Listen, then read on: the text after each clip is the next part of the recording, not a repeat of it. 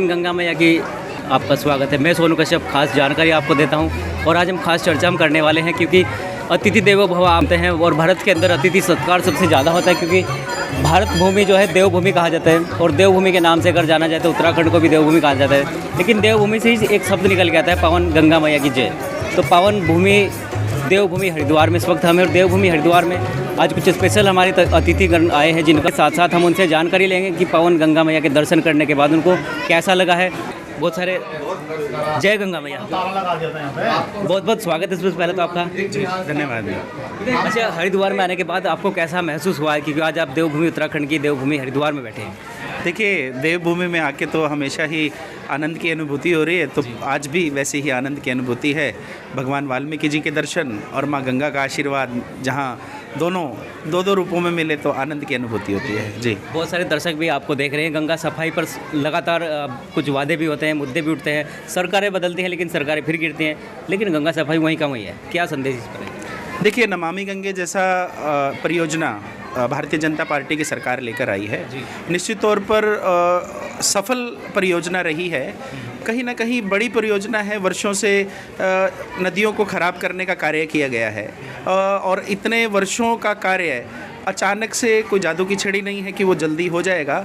सरकारें प्रयासरत हैं। मैं कोई किसी सरकार का प्रतिनिधित्व नहीं हूँ कि मैं उस प्रकार का मैं आपको यहाँ पर बयान दूँ, किंतु मेरा ये मानना है कि जितना भी कार्य अभी तक नमामि गंगे परियोजना के तहत हुआ है वो सफल हुआ है और आशा भी करता हूँ, कामना भी करता हूँ कि माँ गंगा नदी की जो सफाई है और जिस प्रकार का कार्य चल रहा है वो जल्द काफ़ी अच्छे स्तर पर काफ़ी सुधर जाएगा और जिस प्रकार की आशाएँ अपेक्षाएँ आम जनता या रखती है कि इस प्रकार की गंगा हो, ऐसी जो स्वीकृति है सरकार की ओर से या जो रुक गई हैं, जो चीज़ें अटकी हैं, तो वो जल्द पूरी हो ऐसी कामना मैं करता हूँ।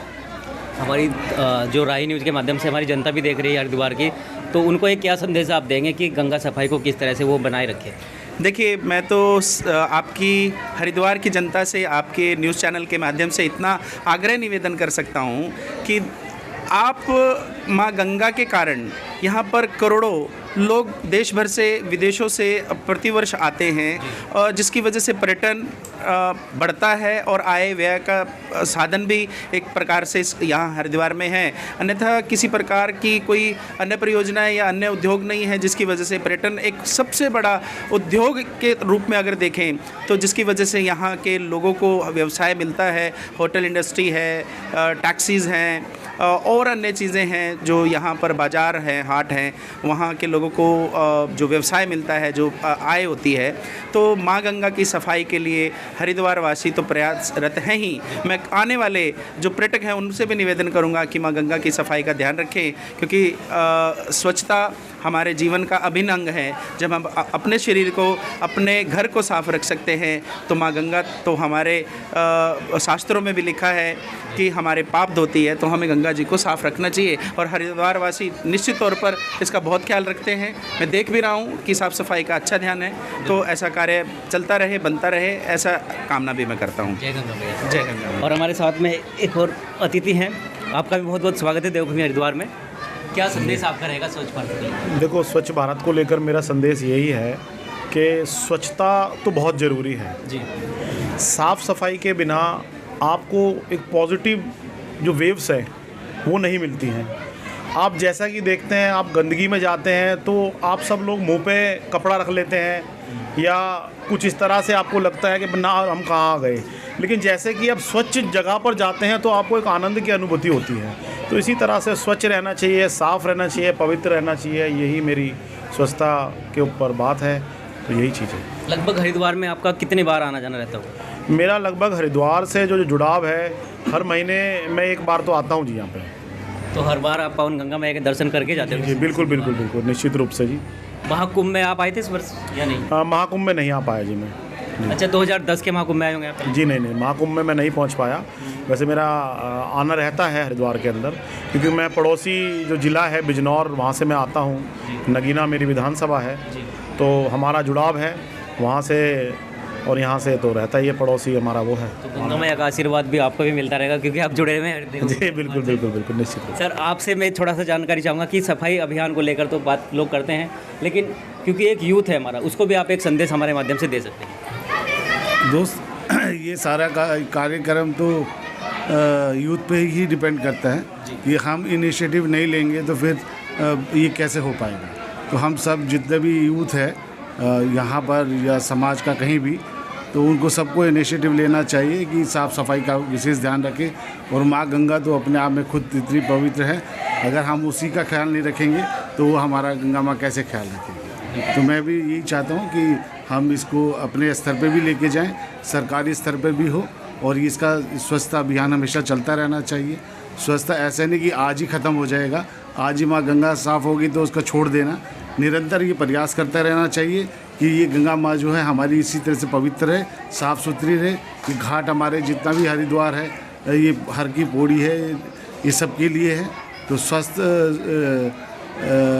ये जितनी स्वच्छता है ये बहुत ज़रूरी है और इसको बना के रखना हमारा कर्तव्य है।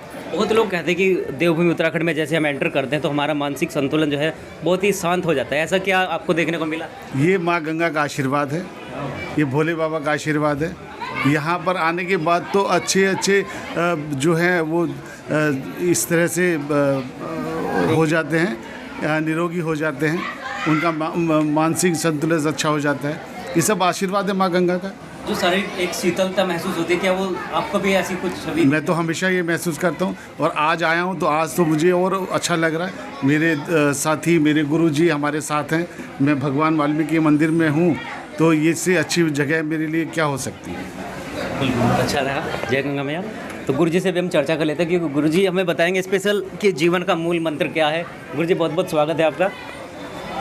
मैं ये चाहूँगा कि जो शीतलता की बात अभी चल रही थी, शीतलता पर भी आप दो सकते हैं। जीवन का मूल मंत्र बड़ा ही प्यारा है कि सबके साथ जुड़े रहो, सबसे प्रेम करो और आनंदित रहो। ये इससे प्यारा कोई मूल मंत्र और है नहीं। बाकी जीवन में बहुत सारे उतराव चढ़ाव आते हैं, उनको एक शिक्षाप्रद की तरह हमें लेना चाहिए, क्योंकि जो भी कोई उतराव चढ़ाव आता है हमारे जीवन यात्रा में, वो हमें कुछ ना कुछ शिक्षा प्रदान करके जाता है। भगवान वाल्मीकि जी की कृपा से आज यहाँ उपस्थित सभी जितने भी भक्त व्यक्ति आए हुए हैं, सभी आनंद की अवस्था में और बड़े प्यार की अवस्था में। मंदिर ही मंदिर है पूरे हरिद्वार में, तो कैसा लगता है माहौल यहाँ का जब आप? बहुत प्यारा लगता है। और एक चीज़ कहना चाहूँगा कि बहुत बहुत धन्यवाद देता हूँ माननीय प्रधानमंत्री जी को, क्योंकि जब से बीजेपी सरकार आई है तब से मंदिरों का बहुत अच्छा जीर्णोद्धार हो रहा है, क्योंकि ये हमारी संस्कार और संस्कृति है। इसे जीवित रखने के लिए प्रधानमंत्री महोदय का बहुत बहुत आभार है। आगे भी ऐसे ही कार्य करते रहें, ऐसा बड़ा आशीर्वाद है। गुरुजी बहुत सारे लोग हैं जो गंगा की इस छाटा से दूर रहते हैं, लेकिन उनका एक ही उद्देश्य रहता है कि मरने के बाद हम गंगा में चले जाएं। देखिए, गंगा माँ एक ऊर्जा स्रोत है। इस ऊर्जा स्रोत में जितना आप इनके पास आओगे, जुड़ोगे, आपका मन, आपकी काया, आपकी आत्मा हमेशा पवित्रता होती जाएगी। तो उस पवित्र नगरी में आकर लाभ ही लाभ है। मैं तो कहूँगा कि हर व्यक्ति को हर महीने यहाँ ज़रूर आना चाहिए। पंचतत्वों में विलीन हो जाना, इस पर आप क्या कहेंगे? पंचतत्वों में विलीन हो जाना, पंचतत्वों का जो हमारा ये शरीर है, अग्नि, जल, वायु, पृथ्वी और आकाश, तो जब इसी से हम उत्पन्न हुए हैं तो उसी में समा जाना भी है, ये सत्यता है महाराज। तो ये भारतवर्ष कभी नहीं हो सकता। तो मैं नमन करता हूँ भारत के उन योगियों को जो कुछ महान कार्य करके गए हैं, अभी भी कर रहे हैं, और आने वाले योगियों को भी अभी से प्रणाम करता हूँ। के अतिथि हमारे एक और हैं यहाँ पर, लाइव फोकस के चीफ एडिटर हैं। आपका बहुत बहुत स्वागत है, तहे दिल से आपका धन्यवाद। पहले तो राही न्यूज़ की समस्त टीम को जी मेरा बहुत बहुत प्रेम। और जिस तरह से अभी देश में कोरोना जैसी महामारी आ रखी है, उस स्थिति में भी स्थिति को देखते हुए भी राही न्यूज़ की जो टीम है वो सड़कों पे है, वो लोगों के बीच में है, लोगों को अवेयर करने का काम कर रही है। पहले तो इसके लिए आपको बहुत बहुत प्रेम और बहुत बहुत आपको सहयोग मेरी ओर से। देखिए 2014 से पहले स्वच्छ भारत अभियान को बहुत सारी सरकारों ने अपने अपने माध्यम से किया। 2014 में 2 अक्टूबर 2014 को महात्मा गांधी जी के जन्म दिवस पर प्रधानमंत्री जी ने एक बात कही थी कि स्वच्छ भारत अभियान किसी एक व्यक्ति का नहीं है, प्रत्येक व्यक्ति की इसमें भागीदारी है। हमको राजनीति से उठ के इस कार्य को करना चाहिए, क्योंकि अगर स्वच्छता है, साफ सफाई है, तो प्रत्येक व्यक्ति स्वस्थ है। 2014 से पहले देश की जनता को सपने तो बहुत दिखाए, पर उन सपनों को पूरा किया प्रधानमंत्री नरेंद्र मोदी ने। आज देश के प्रत्येक गांव स्तर के ऊपर भी स्वच्छता का कार्य बहुत तेज़ी के साथ चल रहा है। आज देखिए कहीं ना कहीं लोग अपनी गाड़ियों से चिप्स या कोल्ड ड्रिंक की बोतल पी के या पानी की बोतल पी के खिड़की से बाहर फेंक दिया करते थे। आज इतनी अवेयरनेस है, 2014 के बाद प्रधानमंत्री जी की मुहिम के बाद लोग इतने अवेयर हैं। अगर कोई पेरेंट्स चलती गाड़ी से अगर बोतल या किसी चीज़ के रेपर्स डालने की कोशिश भी करता है तो बच्चे उनको टोकते हैं कि नहीं, अब ऐसा नहीं। मोदी जी ने कहा था कि साल में एक दिन आपको केवल सफाई करनी है, वो बहुत दिनों तक संदेश चला था। देखिए प्रधानमंत्री जी का जो जीवन है जी, वो अपने लिए कभी भी उन्होंने जीने की कोशिश की नहीं, और वो ना ही ऐसा सोचते। भी जी रहे हैं।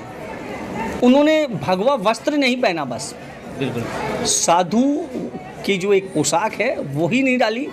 वो आत्मिक अंदर से जो शारीरिक जो उनका शरीर है, जो उनका मन है, मन से साधु, वो साधु हैं। और देखिए साधु ही दूसरों के लिए जीता है। बिल्कुल। हम लोग गृहस्थ लोग हैं, हम नहीं जी सकते। हम अपनी बेटी, बेटे, पत्नी, अपने परिवार के सपनों को पूरा करने के लिए जीवन जीते हैं। जो साधु हैं, सन्यासी है, सन्यासी जो अपना जो चोला पहनता है, जब एक वस्त्र धारण करता है जी, तो वो इसलिए धारण करता है कि मेरा जीवन, अब मेरा जो पहले का जीवन था वो खत्म हो चुका, मर चुका है, अब मेरा एक नया जीवन है, नई सृष्टि है।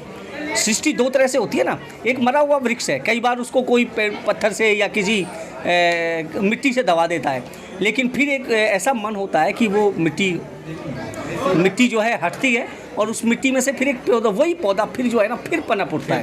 तो वो साधु और महात्माओं का जीवन है, जो दूसरों के लिए जीवन, दूसरों को फल देने के लिए जीवन जो है आता है। तो मैं आज यही कहूँगा कि स्वच्छ भारत अभियान के प्रति जो प्रधानमंत्री जी का जो कार्य है, और आज उस कार्य को सभी लोगों ने अपने मन में उतारा है, और प्रत्येक व्यक्ति जो है वो स्वच्छ भारत अभियान को अग्रसर करने के लिए, उसको और स्वच्छता लाने के लिए काम कर रहा है। केवल 2 शब्द में चाहूँगा कि हमारे यूथ के लिए आप उनको एक संदेश दे दें कि स्वच्छ भारत को कैसे उसको संभाले रखें। देखिए आज इस देश की जो नींव है, फाउंडेशन है, वो यूथ है। और युवा आज हमारे देश का इतना जागरूक है कि आज स्वच्छ भारत अभियान जो आप देख रहे हैं, जो कहीं ना कहीं ये कारगर सिद्ध हुआ है, इसमें युवाओं का बहुत सराहनीय योगदान है। चलिए बहुत बहुत धन्यवाद। जय गंगा मैया की। तो बहुत अच्छी जानकारी हमें मिली है, क्योंकि तमाम जो श्रद्धालु है, जो भक्त है, वो दूर दराज देशों से भी, प्रदेशों से भी और अन्य राज्यों से भी यहाँ पर आते हैं। लेकिन गंगा मैया की जो छठा है वो आपको देखने को मिलेगी केवल देवभूमि उत्तराखंड की छोटी सी नगरी गंगा मैया।